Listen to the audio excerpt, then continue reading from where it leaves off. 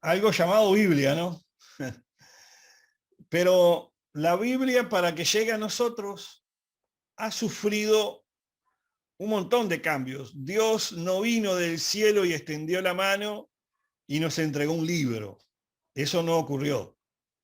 Algunos en el imaginario tienen el hecho de que Dios les entregó un libro o les dijo escriban. Y no, eso no ocurrió. Lo único que Dios dijo que escriban es que los mandamientos, las tablas de la ley de Dios, que eran 10 mandamientos. Era lo único escrito directamente puesto por Dios en el Antiguo Testamento. Lo que nos trae al día de hoy son los evangelios sinópticos, pero no podemos abordar los evangelios sinópticos sin entender primero qué es la Biblia y qué son las escrituras. Les recomiendo tomar nota a los que van por el diploma, ¿verdad? Porque va a ser necesario que puedan tomar nota porque son cosas que de pronto no las van a leer por ahí. O sí, pero le va a costar mucho investigarlo y tomar las notas. Muy bien. ¿Qué son las escrituras? ¿No? ¿Qué son las escrituras? Las escrituras son cualquier tipo de escritos. Algunos dicen, las escrituras son la palabra de Dios. No, las escrituras no son la palabra de Dios. Las escrituras son cualquier libro de escritos. Cualquier libro, Pinocho, ¿verdad? Moby Dick, el Pato Luca, Harry Potter, esos son escrituras. ¿Nos entendemos? Esos son escrituras. Es algo que está escrito. Eso tiene ilustraciones y tiene algo llamado una tradición oral. Ustedes saben que el hombre desde que está en la tierra, desde que tiene la habilidad de comunicarse, ha tratado de comunicarse con todo lo que le rodea. Y con eso estamos hablando de que se ha tratado de comunicar con otros animales, con otras especies, ha tratado de comunicarse fuera de este mundo. Vemos, entre comillas, que quieren hablar con los muertos, algunos hablan con los demonios, otros hablan a través de lo que hoy se conoce desde hace algunas generaciones como mensajería instantánea. Siempre el hombre busca comunicarse. Ya está en el ser humano el comunicarse con los demás. Entonces, hay algo que es una tradición escrita. Cuando el hombre empezó a escribir, salió de la simbología y de lo que son las imágenes, y podemos ver en la historia, en la paleontología y en la arqueología, podemos ver diferentes etapas que ha sufrido la escritura. Hay algo que se llama paleografía, que es la historia de la escritura, que estudia las formas de escrituras, la forma en la que fue escrito, los significados escondidos, que no todo lo que está escrito dice lo que está leyendo. Ese es otro detalle. No todo lo que está escrito significa lo que usted está leyendo. Y cuidado con esto, porque esto sí aplica al Nuevo Testamento, sí aplica a los evangelios. No todo lo que están leyendo dice lo que usted está leyendo. Y acá vamos a tocarlo más tarde a eso, porque es algo muy importante, muy importante. Entonces tenemos todo lo que es escritura, como una forma de comunicar algo hacia futuras generaciones, personas que tengamos cerca, pero el gran problema de la comunicación que ha habido en el hombre le ha dificultado comunicarse con lo más importante que es Dios. Lo más importante que es Dios. La comunicación con Dios quedó cortada, ustedes saben, en el huerto del Edén. Allí cambió la historia, cambió toda la historia. Yo a veces me pongo a pensar cómo sería hoy la humanidad si Eva no hubiera comido la manzana, si supuestamente fue una manzana, puede ser una pera, una uva, yo que sé, una frutilla. Pero si ella no hubiera participado de eso, ¿cómo sería hoy nuestra relación con Dios y con Jesús? No, creo que no nos daría la imaginación para llegar a comprender hasta dónde llegaríamos con eso, ¿no? Entonces tenemos todo lo que es escrituras, no necesariamente habla de la Biblia. Las escrituras no necesariamente son la Biblia. En las escrituras tenemos palabras, tenemos historias, tenemos en lo que es escrituras, mismo la propia Biblia, ¿ah? Y acá entramos a la Biblia. En la misma Biblia tenemos palabras de hombre, palabras de reyes, palabra de Dios, palabra de demonios, palabras del mismo diablo. Mira lo que le estoy diciendo. Palabras de amigos, palabras de enemigos, palabras de yernos, palabras de hermanos, palabras que odian, palabras que aman. Tenemos palabra de Dios. Todo eso está en la Biblia. Lo que nuestra tarea como estudiantes de la palabra de Dios es escudriñarlo todo y retener lo bueno, como dice el apóstol Pablo. Entonces, cuando ya empezamos a retener lo bueno, ya empezamos en el escudriñar a separar la paja del trigo, empezamos a separar lo que es la Sagrada Escritura, y ahora sí, Escritura Sagrada o Sagrada Escritura, que es el mensaje de Dios para el hombre, que lo vemos escrito a lo largo de la historia del Antiguo Testamento con diferentes ilustraciones. Son ilustraciones que muestran palabras. Yo les pongo un ejemplo. Muchos dicen, teólogos, inclusive los judíos, los rabinos, si usted habla con un rabino, usted le va a decir, le va a hablar del Génesis y se le va a reír. Porque el Génesis es un cuento de niños para los judíos. Está escrito en un lenguaje tan infantil que está escrito para los niños. Aunque a usted le parezca mentira, la historia del huerto es una historia de niños en el mundo rabínico. ¿Ah?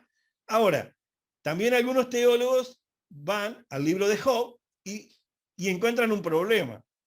Las historias y los lugares que Job menciona no existen. No hay cómo comprobarlo. Sin embargo, todas las figuras, las imágenes que se representan allí con historias, grafican claramente la obra de Dios en el hombre que obedece a Dios, la misericordia de Dios, la retribución de Dios y la obra de Satanás. Es uno de los libros que más muestran la vida espiritual que se mueve en la humanidad, el libro de Job. Sin embargo, está escrito de una forma muy simbólica, como el Apocalipsis, que está escrito con un montón de figuras, no con letras, sino con figuras. Les muestro las figuras, miren, para que ustedes se acuerden. Langostas con dientes de león. ¿Me entiende? Eso es una figura. ¿Está entendiendo? Cuando salen las langostas con dientes de león. Cuando dice, en el Nuevo Testamento encontramos que dice, afuera será el lloro y el crujir de dientes. Eso es una figura. Entonces no es lo que usted está leyendo. Es lo que está mostrando. Está mostrando una figura y eso se llama figura literaria. Es una representación, como hacen los niños, de un dibujito. Cuando hacen a la familia, pónganle a un niño de 3, 4 años, ¿no? Hasta los 6 creo que es, a que dibujen a su familia y vean cómo se dibuja él en la familia. Si es un niño maltratado, se va a dibujar muy chiquito en relación a los demás. Si es un niño que se siente bien atendido en la familia, se va a dibujar más grande, alegre, y va a dibujar a su padre y a su madre según la importancia de él, que tenga él en su corazón. Esos son figuras. No dice nada, no hay nada escrito, pero lo que dibujó, la figura que utilizó, representa un mensaje. ¿Me están entendiendo? Representa un mensaje. Entonces, mucho de lo que hay en la Biblia, en lo que son las sagradas escrituras, está escrito de esta manera, con figuras. Y acá entran lo que se llaman, y muchos no gustan esto, a muchos no les gusta, las reglas de interpretación. ¿Tá? Reglas y normas de interpretación que después iremos viendo en el futuro. Entonces, en las Sagradas Escrituras tenemos figuras, tenemos textos inspirados. Los textos inspirados son aquellos que fueron dirigidos por el Espíritu Santo, los cuales Dios tocó el corazón de hombres y mujeres a lo largo de la historia para poder así decir, esto dice el Señor. Y allí tenemos en el Antiguo Testamento muchísimos ejemplos. Tenemos la historia de Jonás, tenemos la historia de David y Goliat, tenemos la historia de Esther y Mardoqueo, tenemos muchas otras historias, tenemos el campo de lentejas. Bueno, si se ponen a ver todos esos ejemplos, bien pueden ser figuras, aunque son historias memorables del pueblo de Israel, desde el punto de vista literario, puede ser una simple figura literaria y nada más, que muestra gráficamente una gran obra y un gran mensaje inspirado por el Espíritu Santo. Usted dibuja en una iglesia, usted pone un pizarrón y dibuja un niño chiquito, un jovencito chiquito como era David, y pone un grandote al lado y lo pone con una espada y un escudo y pone al nene con una onda y todo el mundo va a saber quién es, porque es una figura que transmitió un mensaje de parte de Dios y un mensaje inequívoco. Eso ocurrió. El poder de Dios tomó la vida de David y venció al peor enemigo del pueblo de Dios en su momento. Y todos los pastores lo enseñamos de esta manera, ¿verdad, pastor? Porque es así, es el poder de Dios que actúa en nuestra vida, en nuestras debilidades. Lo dice el apóstol Pablo más adelante, el poder de Dios se perfecciona en nuestra debilidad. Entonces, tenemos que entender que la Biblia es eso. Pero la Biblia en sí misma no es única. No es única. Dios no dijo esto es la Biblia. Como le dije al principio, eso no existe. Dios no dijo eso y Dios no mandó escribirla. El otro día yo mandé un audio a algunas personas sobre el tema de quién mandó escribir la Biblia. Bueno, no fue Dios, digamos, ¿no? Entonces, sí hubo un mover del Dios o del Espíritu Santo en que la historia quede grabada. Pero también eso está asociado a la tradición de la humanidad, desde que existe la humanidad en la tierra, de transmitir un mensaje.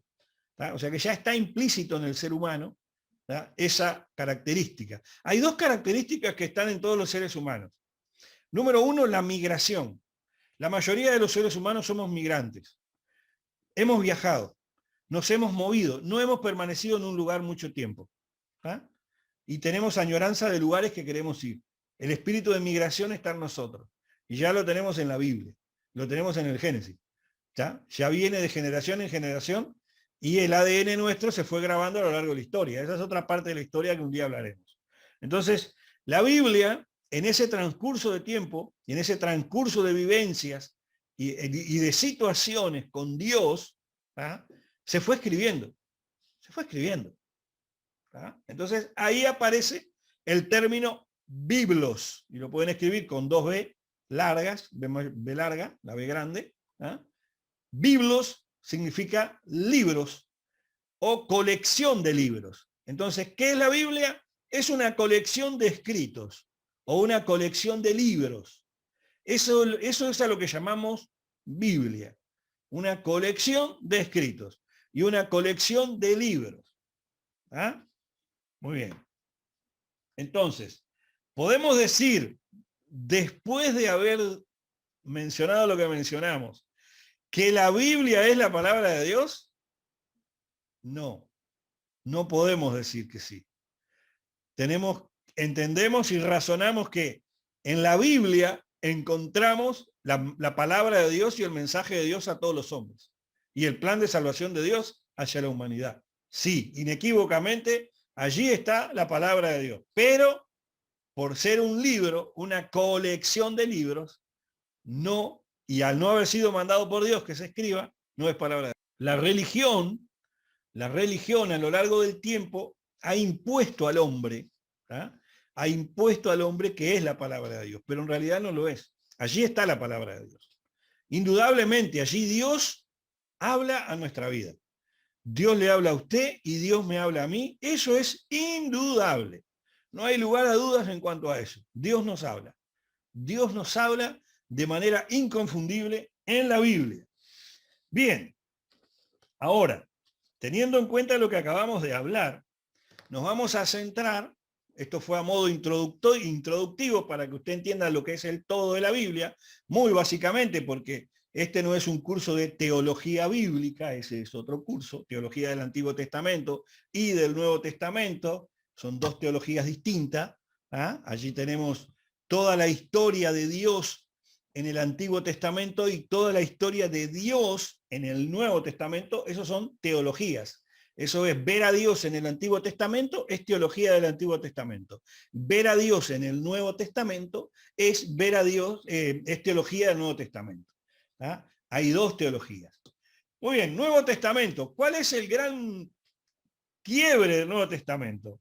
Y es en lo que vamos a estar en estas siguientes 8 o 10 clases. 8 o 10 clases. El Evangelio sinóptico. Los evangelios sinópticos, si nosotros fuéramos a estudiarlo en un nivel superior, en un nivel avanzado de seminario, nos llevaría de 6 a 8 meses por evangelio, para que usted se dé una idea. De 6 a 8 meses por evangelio. Entonces, ningún instituto bíblico le da ese tiempo, ¿no? Todos le dan, hacen un combo, y bueno, ese combo se da en 2 o 3 meses. ¿Ah? Muy bien. Entonces, nosotros separamos evangelios sinópticos, evangelios sinópticos, que es de lo que vamos a estar hablando. El año pasado, aquí hay algunos alumnos del año pasado. Herminia, ¿cómo estás? Dios te bendiga. Ahora te veo allá. Entonces, tenemos algunos alumnos que estuvieron el año pasado con nosotros, que están acá. El año pasado dimos cartas de Pablo, dimos cartas de liderazgo, por ejemplo, cartas pastorales. Que eso también es parte del Nuevo Testamento, pero no es el Nuevo Testamento. Son cartas que están allí. ¿Ah?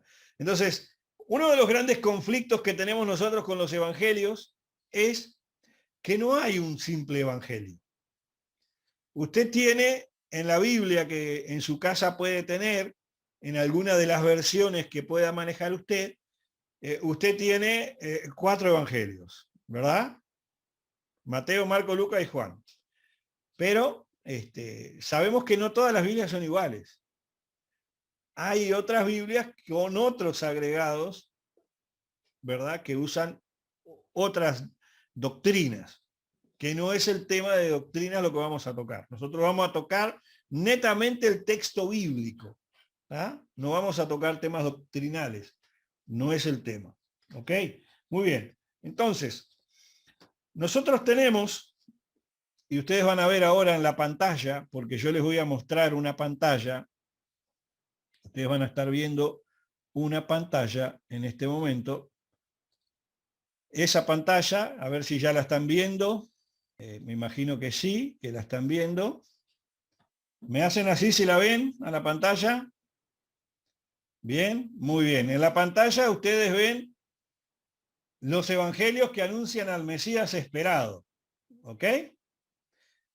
Yo esta pantalla después se la envío al pastor Oscar para que después se las reenvíe a todos los estudiantes, se las voy a mandar igual. ¿Ok? Para que la tengan. Allí tenemos un esqueleto importante que de pronto usted nunca vio los evangelios de esa manera. Seguramente nunca los vio de esa manera. Entonces nosotros vamos a arrancar por el principio. ¿Qué son los evangelios sinópticos? Ustedes van a ver que yo estoy señalando aquí con el cursor de la computadora donde dice sinópticos. Muy bien, sinópticos es una palabra griega. Y es una palabra griega, ¿verdad?, que está dividida en dos. Aunque usted no lo crea, usted participa mucho del idioma griego en su día a día y no lo sabe.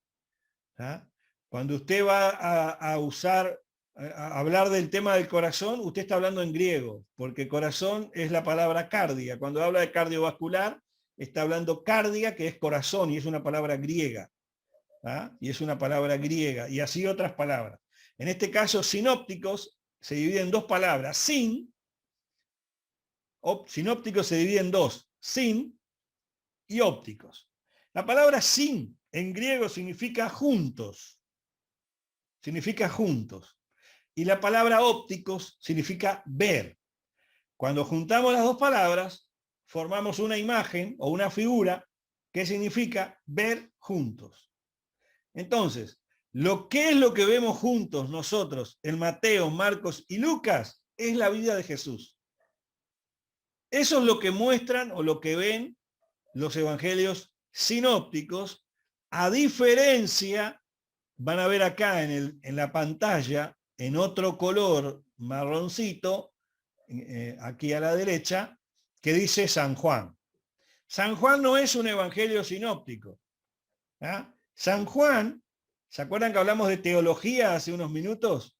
San Juan es un evangelio teológico, porque muestra la divinidad de Jesús al mundo. ¿Ah? Muestra la divinidad de Jesús al mundo. ¿Ok? A diferencia de los sinópticos. Los sinópticos, como van a ver en la imagen, se llaman así porque tienen muchas semejanzas, muchas cosas en común. Su forma de escritura fue muy similar. ¿Ah? Y en los temas principales no tienen mayores diferencias, aunque tienen diferencias, los sinópticos. Bien, entonces vamos a ver en Mateo. Mateo, esto es un bosquejo inicial, pero después vamos a ir profundizando en la clase. Mateo se dirige al pueblo de Israel. O sea que cuando usted lee algo en Mateo, usted sabe que no es para usted. El Espíritu Santo lo puede de pronto tomar algo de Mateo para hablarle a su vida, y eso es bíblico, y eso es bueno, y eso pasa. Dios nos habla a través de Mateo, pero Mateo no fue escrito ni para usted ni para mí. Fue escrito para los judíos, para el pueblo de Israel en tiempos de Jesús, ni siquiera para el pueblo de Israel en este tiempo. ¿Ah? Fue escrito para esa gente. Muy bien. Y también fue escrito para los judíos que recibieran a Cristo. Por eso muestra a Jesús, ¿ah?, de 5 maneras. Lo muestra como el Mesías, como el nuevo Moisés, acá usa figuras, estos son figuras, como Jesús, por eso Mateo dice que es Salvador en Jesús, lo muestra como el maestro, por eso lo llaman de rabí, figuras, ¿me están entendiendo? Y como el Señor. Eso es básicamente lo que habla Mateo. Vamos a ir profundizando a medida que avanzamos, ¿ok? Marcos, sin embargo, se dirige a otro tipo de gente. Y se van a llevar muchas sorpresas con Marcos. ¿Eh? Marcos no le habla a los cristianos. Marcos le habla a los paganos, a la gente que adora a otros dioses, a los paganos romanos, a los paganos griegos y a los paganos judíos que estaban, que no seguían la tradición. Entre ellos nosotros tenemos a los samaritanos. Bien. Los paganos eran perseguidos por ser paganos. Eran perseguidos por ser paganos, eran excluidos. ¿Ah? Entonces presentan, como el público es un público perseguido, presenta a un Jesús como un hombre igual a nosotros, una persona con cualidades humanas. ¿Ah? Lo muestra como un Mesías crucificado. Ustedes van a ver que los relatos de Marcos, muchos ministerios evangelísticos lo usan como uno de los principales para hablarle a los perdidos, ¿ah? Porque muestra a Jesús muy humano. ¿Ah? Entonces muestran a un Mesías crucificado, no muestran a un hombre de Dios vencedor, como Mateo, que lo muestra como Señor. Mateo lo muestra como Señor, pero Marcos lo muestra como crucificado. Lo muestra como hijo de hombre y no solamente como hijo de Dios, como dice más abajo. Ahora vamos a ver Lucas. ¿Ah? Y después les voy a contar un secreto de estos 3 evangelios. Lucas ya le habla a esos paganos, pero que ya recibieron a Cristo. O sea, a los nuevos convertidos. Les habla Lucas. Esos nuevos convertidos, por lo general, eran griegos o eran judíos griegos, nacidos durante cuando el pueblo de Israel fue preso, fue cautivado por los helenos antes del 70 antes de Cristo, ¿no? En el 70 antes de Cristo los dominaron los romanos, pero antes los dominaron los griegos. Entonces hay una descendencia por la mezcla de razas con el idioma griego y mezcla de sangre, y eso eran tenidos como paganos para los judíos. No eran merecedores de la salvación. ¿Entienden lo que les digo? No eran merecedores porque ya eran impuros. Ya no son puros. O sea que esto es racismo, literal. Uno de los pueblos más racistas que usted va a encontrar en la Biblia es el pueblo de Israel. ¿Ah?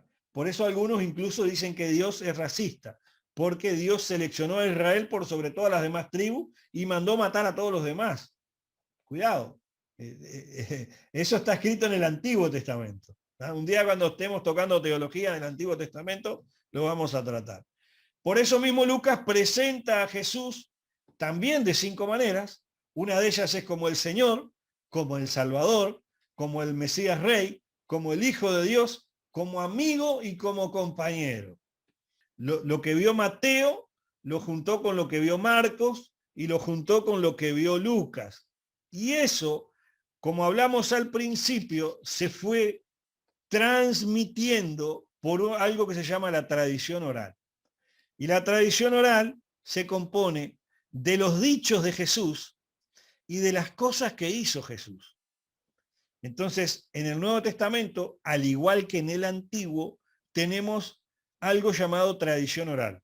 Tenemos los dichos y las acciones de Jesús, el impacto que causó en los discípulos, que no fue el mismo impacto que causó en los oyentes. Porque si ustedes se acuerdan, muchos de los que lo oían querían matarlos y otros de los que escuchaban el mensaje de Jesús, sus vidas cambiaban y recibían milagros. ¿Están entendiendo? Es una misma voz, pero dos resultados distintos. Una parte que escuchó y recibió el mensaje para salvación y bendición y otra que lo rechazó y los quería matar. Nos queda 1 minuto. Otra de las cosas es la forma en la cual quedaron grabados los recuerdos en la mente de los que recibieron el mensaje, de los que fueron testigos directos. Marcos, el Evangelio de Marcos que lo escribió, no solamente no estuvo presente en la vida de Jesús, no solamente eso, sino que tampoco fue discípulo de Jesús, ni fue apóstol. Muchos ignoran eso. Muchos creen que Marcos era apóstol. No, Marcos no era apóstol. Ni siquiera fue discípulo de Jesús, ni caminó con Jesús. Eso es algo bien interesante que vamos a tratar después cuando lleguemos a Marcos. Y después lo que tenemos es la formación de una tradición de los cristianos para poder preservar el mensaje de... Entonces, dijimos que en el Antiguo Testamento se habla de Jesús, de su preexistencia, se habla de que aparece la figura de Jesús en el Antiguo Testamento, el mismo Jesús o Salvador se encarna en el hombre, en la persona de Cristo, ¿ah?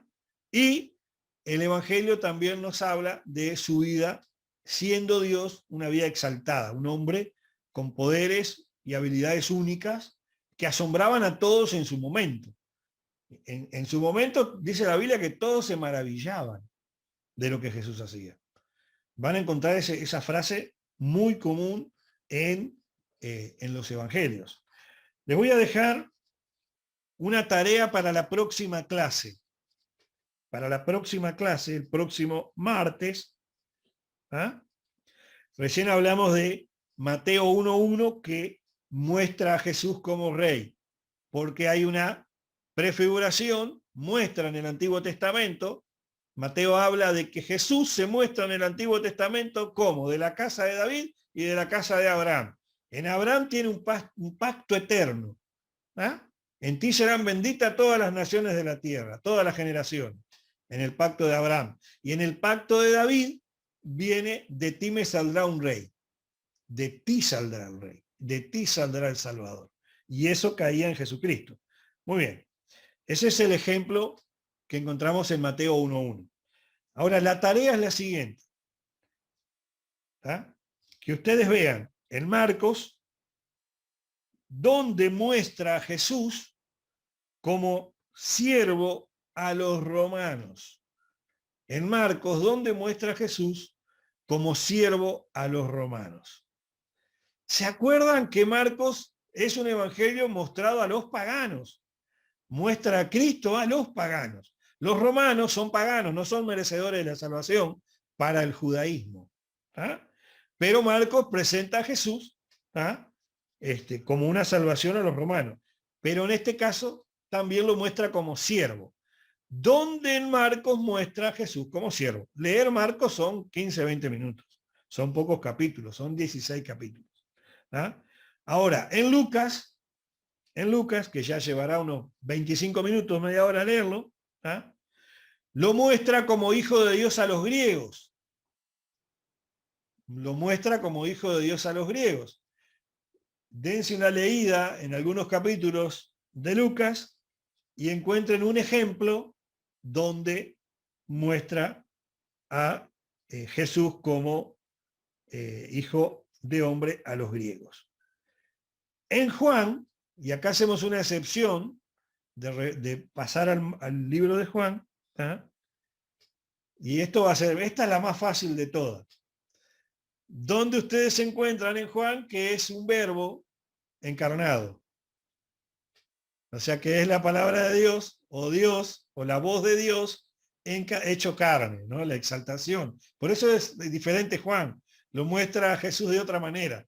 La idea de que pasen por Juan es para que después puedan entender las diferencias que hay y compararlos. Entonces, ¿qué vamos descubriendo con esto? Que hay otras cosas en los evangelios que las leemos y no nos damos cuenta que no siempre nos está hablando a nosotros. Cuando yo entiendo de que le está hablando a los judíos, cuando yo entiendo que le está hablando a los griegos, que le está hablando a los romanos, yo ya empiezo a tener lo que se llama discernimiento sobre la palabra. El Espíritu Santo te lo va dando. A medida que vas leyendo, el Espíritu Santo después te va a ir dando sabiduría sobre la palabra. Porque esa es la promesa. Él nos enseñará todas las cosas. Bien, Mateo. Muy bien. Mateo. ¿Qué significa Mateo? Mateo significa regalo de Dios, o dádiva divina, o dádiva de Dios, ¿tá? O don de Dios. Se le atribuye la carta de Mateo a Mateo, a Leví. Leví sí era discípulo de Jesús, y Leví era un cobrador de impuestos. Ustedes se acuerdan que había un cobrador de impuestos y Jesús pasó por adelante de él y le dijo, sígueme. Eso está en Mateo capítulo 9, versículo 9. Mateo 9, 9. Ustedes van a ver que Jesús pasa por 5, 6, 7, 8, 9, pasa enfrente al banco de los tributos y le dice, pasando Jesús de allí, vio a un hombre llamado Mateo que estaba sentado al banco de los tributos públicos y le dijo, sígueme, y se levantó y le siguió. La misma historia está contada con matices en Marcos 2.13 y en Lucas 5.27, pero con matices, con diferencias, al igual que el texto que leímos hoy del paralítico. ¿Tá? Porque lo vieron de distinta manera, entonces lo escribieron con matices, más o menos cosas.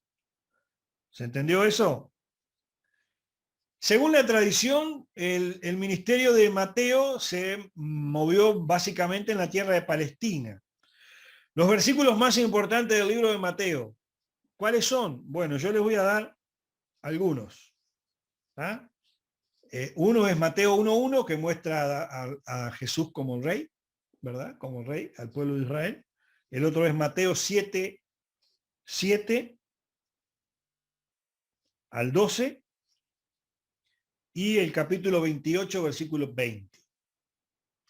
¿Ah? Capítulo 28, versículo 20.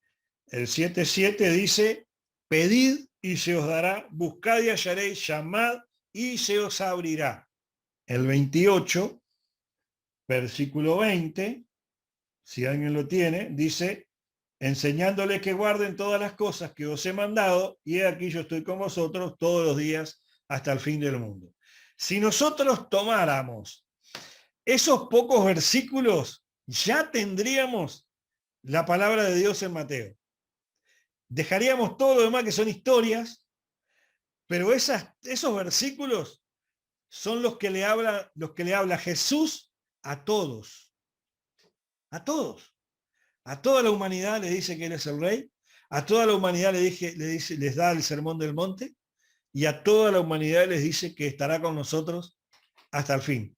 Y a sus discípulos les dice, enseñen todo esto. Es tremendo porque empezamos a leer la Biblia de otra manera. Empezamos a leer el mensaje, lo que nos habla, lo que nos dice a nosotros.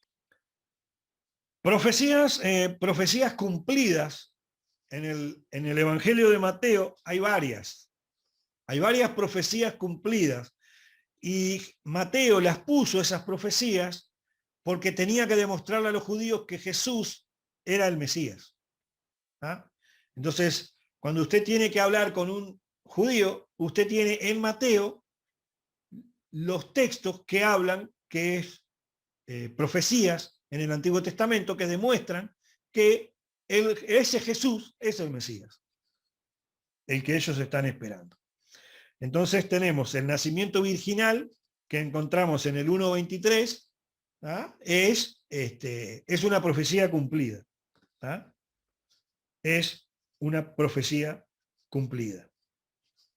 La matanza de los niños, ¿ah? En el capítulo 2, versículo 16, es otra profecía cumplida. En el libro de Mateo, y tienen tienen 20 o 30 días, tienen todo el mes, ¿verdad?, para hacerlo. Cuando lo tengan, simplemente me lo mandan por WhatsApp, le piden el teléfono al pastor, el que no lo tiene, en el caso de Chuy. En el caso de los demás ya lo tienen, me lo mandan por WhatsApp cuando tengan tiempo, o lo anotan y le sacan una foto. ¿Ah? Busquen en el libro de Mateo, lo anotan, lo pueden marcar, porque alrededor de cada una de las cosas que les voy a mostrar hay un mensaje muy profundo. ¿Ah? Son las palabras principales o las palabras clave en el libro de Mateo. Pueden cambiar esas palabras según la versión de la Biblia que usted esté usando. Puede cambiar. Y eso es un tema de traducción y de manipulación, que son dos cosas distintas. ¿Ah? Entonces tenemos las palabras cumplimiento, por eso estábamos hablando de profecías cumplidas, la palabra cumplimiento, y también pueden ser sus sinónimos de cumplimiento, ¿no? Cumplimiento, cumplió, ¿se entiende? Reino de los cielos, que no es lo mismo que reino de Dios. Reino de los cielos, hijo del hombre, hijo de Dios. La palabra eclesia aparece solo en Mateo. Dependiendo también la traducción, puede aparecer en otro, pero en los textos originales, en el griego, aparece una sola vez en el Evangelio de Mateo. Es el único que lo usa. Marcos y Lucas no usan la palabra eclesia. ¿Ah? Muy bien. Los viajes que vincularon a Jesús. En la niñez, en el nacimiento, en la temporada de la niñez a Jesús. Como profecía cumplida hubieron viajes. Como profecía cumplida de Jesús hubieron viajes. ¿Ah? La profecía está en Miqueas capítulo 5, versículo 2. Miqueas capítulo 5, versículo 2 habla de uno de los viajes proféticos profetizados acerca de Jesús. El otro viaje está en Oseas 11.1. 11.1. La otra profecía del otro viaje se encuentra en Oseas capítulo 11, versículo 1, Jeremías capítulo 31, verso 15, Isaías 11.1. Mateo es considerado un libro didáctico. Por eso tiene tantas parábolas. Las parábolas son enseñanzas de Jesús. ¿Cuál es una de las parábolas más famosas y más sobresalientes que tiene Mateo? Es el Sermón del Monte. El Sermón del Monte. Entonces, allí yo los voy a invitar, les voy a invitar a abrir sus Biblias en Mateo capítulo 5, versículo 1 en adelante, Si alguien me tuviera que decir algo de alguno de esos versículos, ¿qué me dirían? Diga yo, levante la mano y hable, y yo lo escucho. De cualquiera de esos versículos. ¿Cuál es el que más le pegó y qué es lo que entiende? Fíjense que la parábola es una forma de enseñanza con palabras muy fáciles para que puedan ser bien entendidas. ¿Ah? Porque esa es la finalidad de la parábola. Palabras muy fáciles y fáciles de recordar. ¿Ah? Y muy fáciles de recordar. Brandon, Figueroa, Daniel, desactiva el micrófono así te escuchamos. ¿Me escucha bien? Bien, perfecto. El versículo 6, que dice, bienaventurados los que tienen hambre y sed de justicia, porque ellos serán saciados. A mi parecer, lo que yo entiendo de esto es que aquellos que tenían, los que tenemos, esta hambre, esa sed de justicia, de la justicia para mí, ya dice algo con justo, lo que es justo, lo que es bien, muchas veces nosotros lo queremos. Eh, Lamentablemente, muchas veces, en otros casos, la gente no lo quiere, la gente no quiere el bien.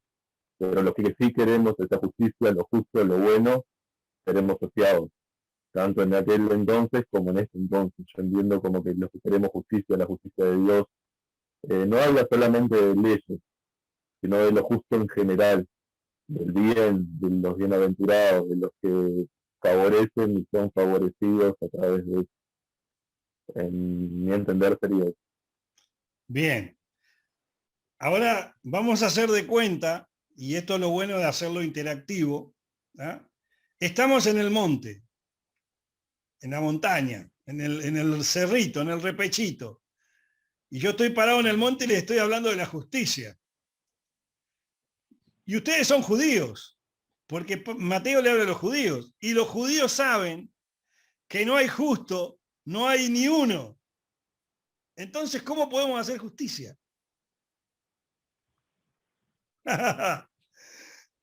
¿Me entendés lo que te estoy diciendo? Los judíos sabían que había una sola forma de hacer justicia.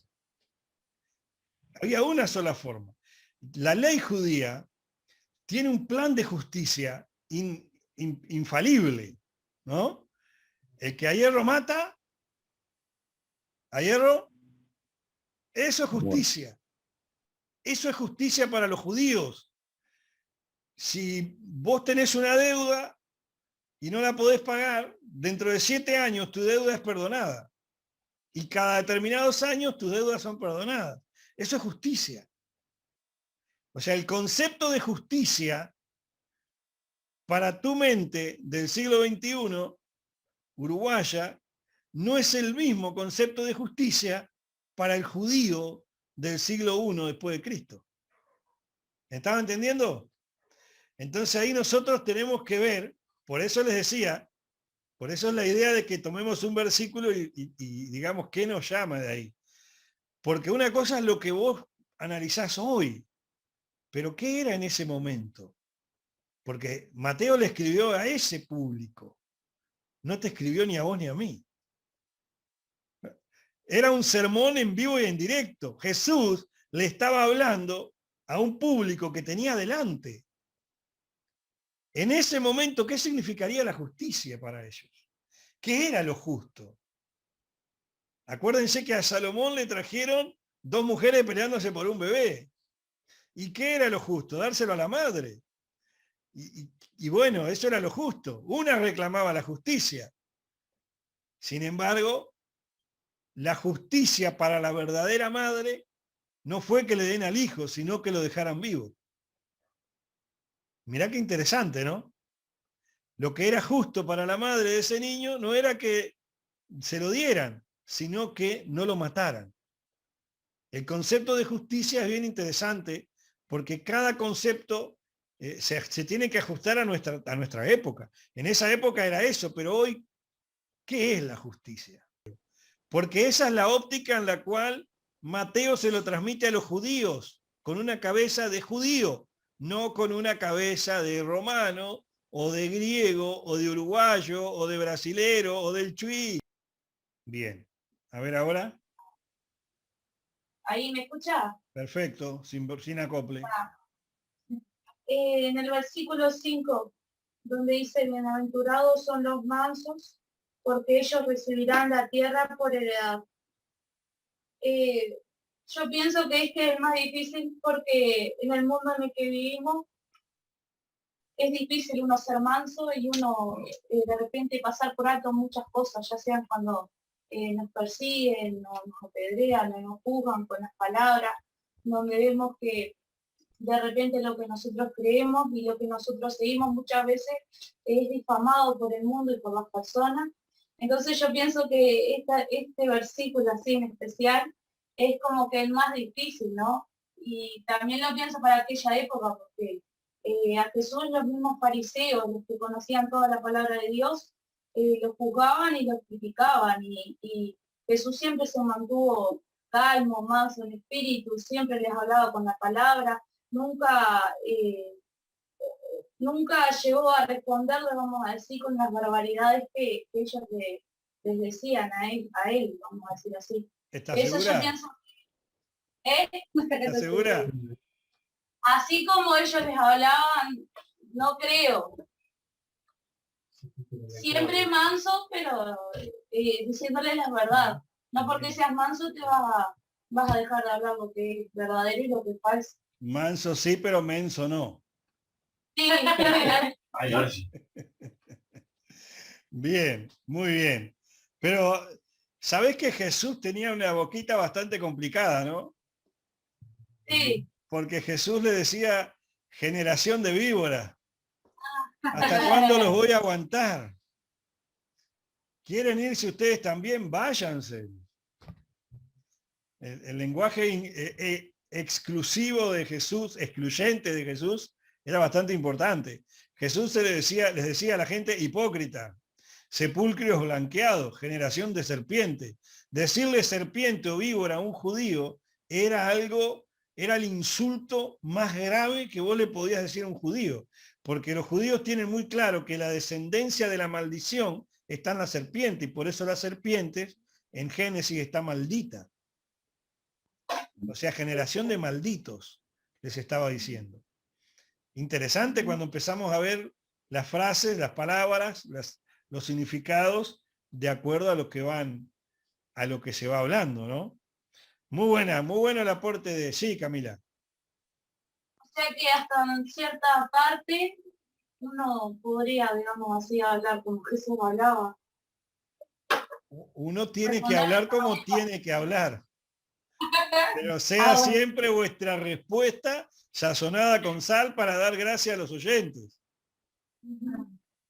O sea, Claro, eh, porque a veces vamos a decir, si uno piensa que por ser cristiano o de repente por seguir a Jesús, que muchas veces tenemos que hablar, sí, está bien hablar con amor, pero como que callarnos para no herir o lastimar.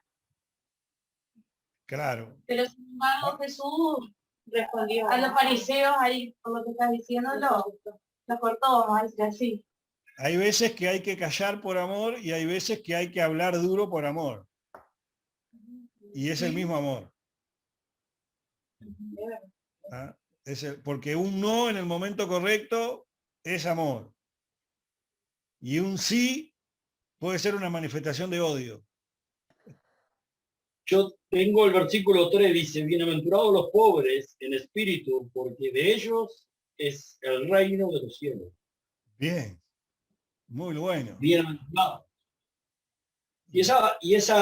Realmente, ese bienaventurados los pobres, yo pienso que le está hablando a aquellos, Jesús, que realmente estaban sintiendo viviendo la pobreza realmente espiritual, ¿no? Y se daba cuenta, Señor. Es lo que más o menos la dejo ahí para que... ¿La dejás picando? Bienaventurados los pobres porque en espíritu, dice. Sí. O sea que ser pobre económicamente no significa ser bienaventurado. Porque muchos dicen, bienaventurados los pobres, pero no dice eso.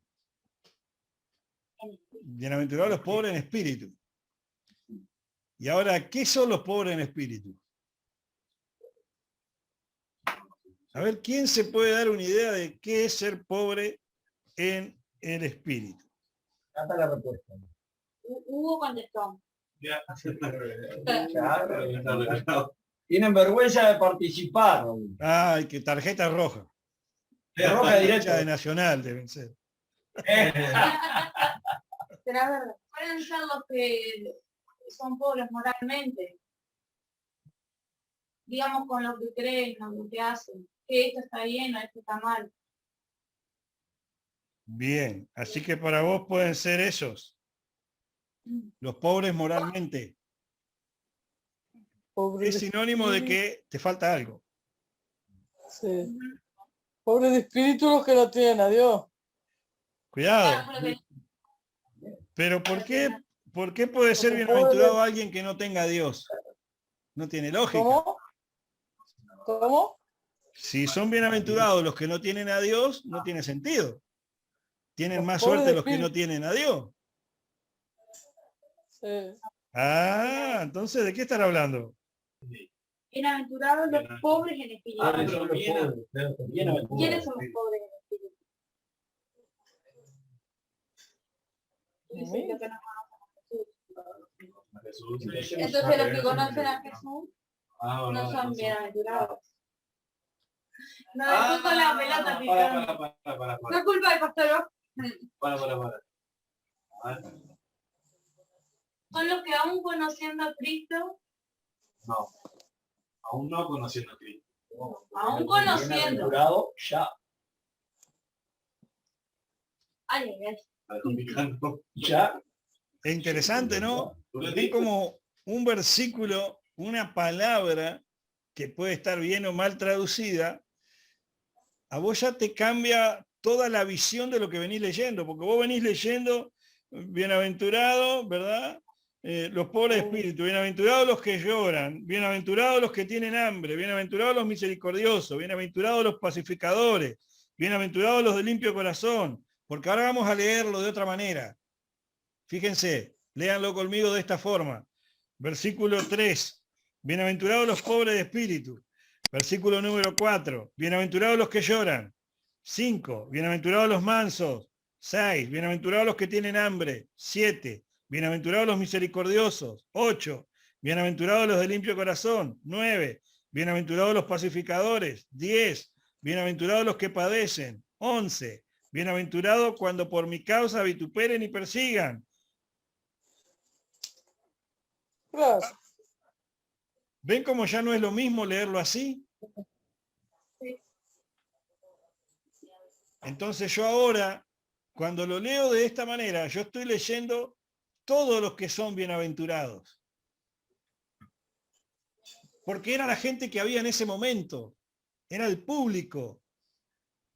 La gente era menospreciada, era maltratada por las dominaciones de los diferentes reinados que tuvieron por sobre ellos. Generaciones y generaciones esclavizados. Entonces ellos, ¿verdad? Ellos eran pobres de espíritu, no tenían cómo manifestar su libertad, siempre estaban bajo la autoridad de otro. Su autoridad, su libertad era minada, era coartada. ¿Me están entendiendo? Ellos dependían de la autorización de otro, o sea, no había una libertad de expresión. Entonces su espíritu era dominado. Ya no tenían una manifestación de sí mismo. Es como el hombre dominado por la mujer, o la mujer dominada por el hombre. Siempre uno de los dos va a ser pobre en espíritu, porque está bajo una dominación. Pero dice que son bienaventurados porque de ellos es el reino de los cielos, que no es lo mismo que el reino de Dios. Ojo, cuidado, porque esta frase, reino de Dios y reino de los cielos, están las dos en los evangelios, y son dos cosas distintas. El reino de Dios se manifiesta, y es el poder, y son los dones, y son los talentos, y son los frutos. Eso forma parte del reino de Dios.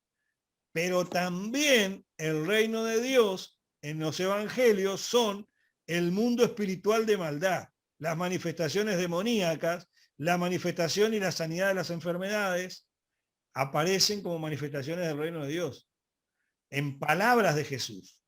y las vamos a ver después, en su momento. ¿Tá? Entonces, ellos están oprimidos, son pobres de espíritu. Ellos lloran, por eso son bienaventurados. Ellos son mansos porque no se rebelan contra sus dominantes. ¿Me entienden? Ellos sufren injusticia, por eso son bienaventurados los que tienen hambre y sed de justicia. Ellos tienen misericordia porque los judíos son misericordiosos aún con sus opresores.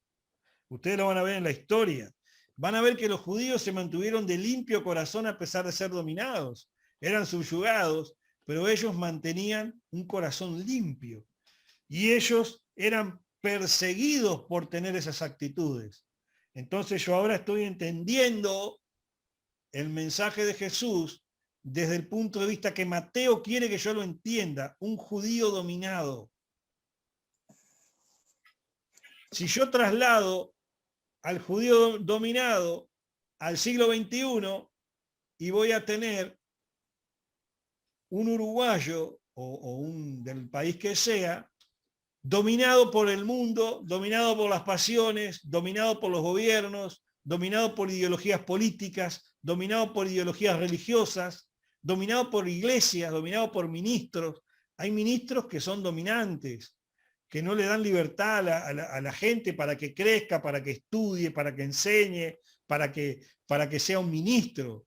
Yo siempre digo, los discípulos, la gente de la iglesia, el consejo de Jesús es que sean discípulos, o sea, tienen que aprender y hacer nuevos discípulos. Y no puede ser entonces uno solo para todo. O sea que el pastor tiene que extenderse hacia la congregación y no encerrarse.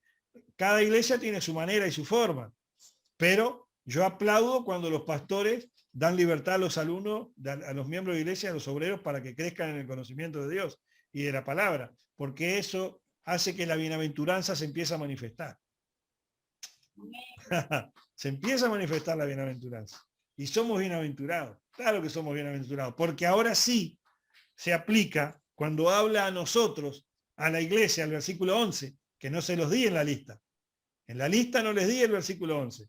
El versículo 11 dice, bienaventurados sois cuando por mi causa os vituperen y os persigan y digan toda clase de mal contra vosotros mintiendo. Acá sí le habla a la iglesia. Ya no le habla solamente a los judíos, sino que le hablan a los judíos que creen en Jesús, que iban a ser perseguidos, pero ya no por ser judíos, sino por ser seguidores de Cristo. Y eso lo vamos a ver en la historia del pueblo de Dios, en los siguientes 40 años en la historia, que los judíos fueron masacrados, los cristianos fueron perseguidos y masacrados. Que, el versículo 12, gozaos y alegraos, porque vuestro galardón es grande en los cielos. En los cielos. Y esa es una de las satisfacciones y las promesas más grandes que tenemos nosotros hoy en día, que es la promesa de la salvación. Muy bien. Nosotros recién dimos algunos ejemplos. Dimos algunos ejemplos. Pero ahora, en el capítulo 5, vayan hasta el versículo 22 de Mateo, y vamos a tratar algo interesante, porque recién estábamos hablando de cuando se levantan en contra de nosotros, hablando y mintiendo y vituperándonos. Muchas veces eso pasa dentro de la iglesia y entre hermanos, o parientes arrimados, como le quiera llamar. Versículo 22 dice, cuidado, el 21 van a ver que le habla claramente a los judíos cuando dice, oíste que fue dicho a los antiguos, no matarás, y cualquiera que matare será culpable de juicio. Esto dice la ley. Por eso le habla a los judíos.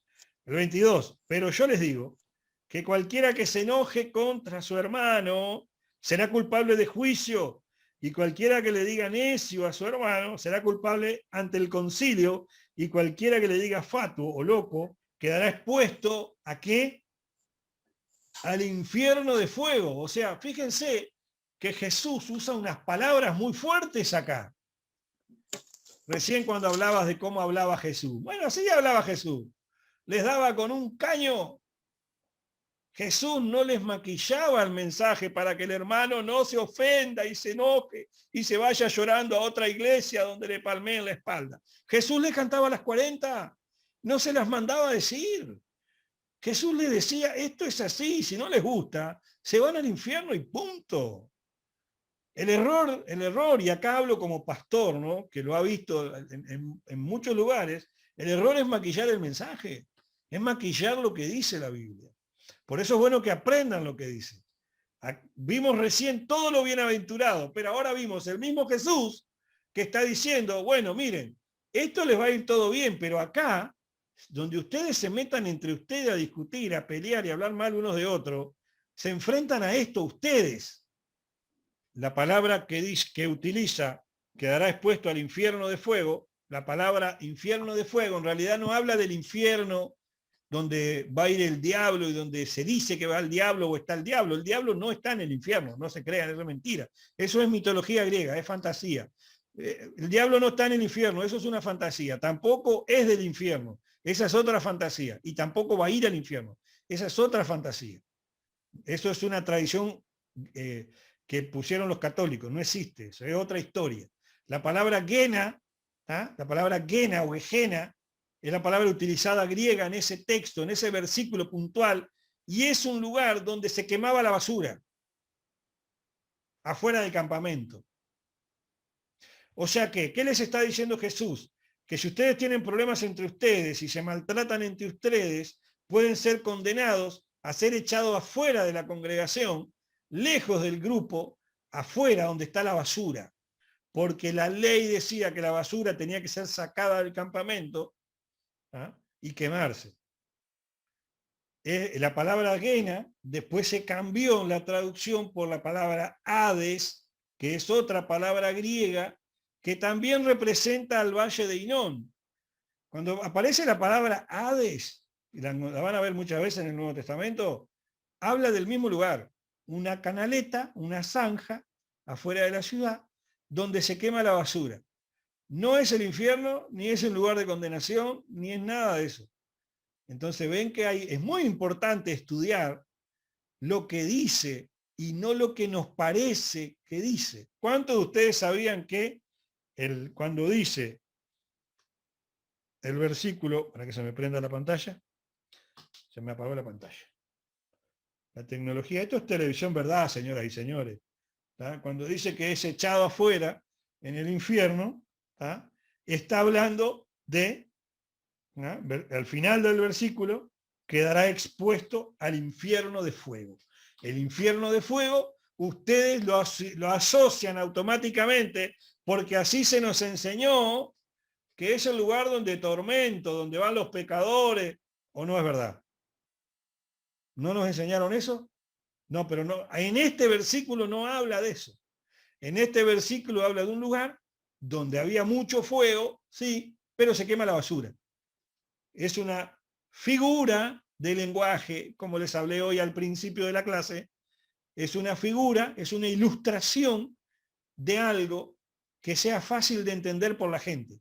La gente del lugar sabía que afuera de la ciudad, en el Valle de Hinón, se quemaba la basura en una zanja. Y eso es lo que les decía, que está en Mateo. Vamos a estudiar y vamos a discutir el Padre Nuestro. El Padre Nuestro.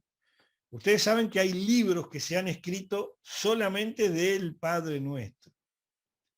Solamente del Padre Nuestro. Entonces, el Padre Nuestro, al igual que el Sermón del Monte, que abarca las cuestiones emocionales de la persona, porque ustedes van a ver que cuando Jesús habla en el Sermón del Monte, habla de más que nada cuestiones emocionales.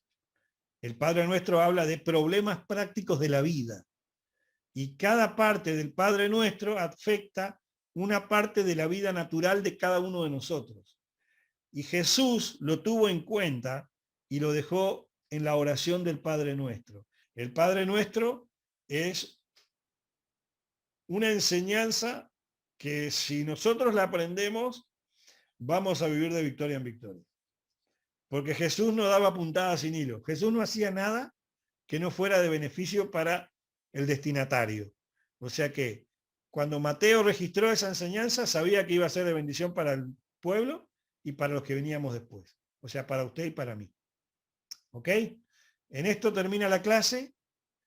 Espero que les haya gustado. Yo sé que es un poco extensa, pero tratamos de hacerlo lo más dinámico posible, ¿ah? Porque si no, no da para hacerlo bien. Y no queremos enseñarlo mal, queremos profundizar en detalles para aprender.